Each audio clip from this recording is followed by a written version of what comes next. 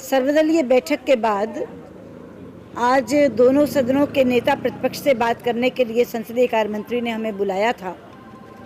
उन्होंने फिर से एक बार ये अपील की कि अगर हम 184 का आग्रह छोड़ दें तो बेहतर होगा। लेकिन हमने उन्हें कहा कि देखिए 184 का आग्रह साधारण स्थिति में नहीं निकला है। 184 का आग्रह इसलिए निकला है कि आपने सदन में दिए गए आश्वासन का उल्लंघन किया है और तत्कालीन नेता सदन ने लोकसभा में और उस समय के वाणिज्य मंत्री श्री आनंद शर्मा ने राज्यसभा में बहुत साफ ये कहा था कि आप इस निर्णय को लंबित रखेंगे जब तक आपकी राजनीतिक दलों से, मुख्यमंत्रियों से और बाकी स्टेक होल्डर से बात नहीं हो जाती। लेकिन बात करना तो दूर, आपने तो बात करने का प्रयास भी नहीं किया और संसद की इतनी घोर उपेक्षा की है। इसलिए ये बहुत ज़रूरी हो गया है कि हम अपनी राय व्यक्त करें सदन के अंदर, और राय व्यक्त की जाती है मतदान के ही प्रावधान के अंदर। तो जब तक वोटिंग नहीं होगी तब तक राय पता नहीं लगेगी।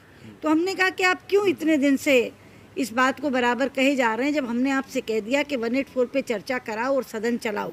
तो हमारा आज भी आग्रह यही है कि अब तो प्रधानमंत्री कह रहे हैं कि हमें बहुमत का विश्वास है, आप भी ये कह रहे हैं कि डीएमके ने भी आपका साथ देने की बात कर ली है, आंकड़ा आपके पक्ष में है। तो अगर आंकड़ा आपके पक्ष में तो आप वोट क्यों नहीं करा लेते। और हमने ये भी कहा कि अगर आंकड़ा आपके पक्ष में नहीं भी निकला और 184 का हमारा प्रस्ताव पारित भी हो गया तो सरकार थोड़ी गिरेगी, केवल एफडीआई जाएगी। तो देश का मानस अगर एफडीआई के पक्ष में नहीं है तो उसे जाना ही चाहिए। तो आप क्यों ये आग्रह किए हुए हैं कि 184 हम छोड़ दें। तो हमने कहा कि नहीं, 184 हम नहीं छोड़ेंगे, आप वोट के प्रावधान में चर्चा कराइए और सदन चलाइए।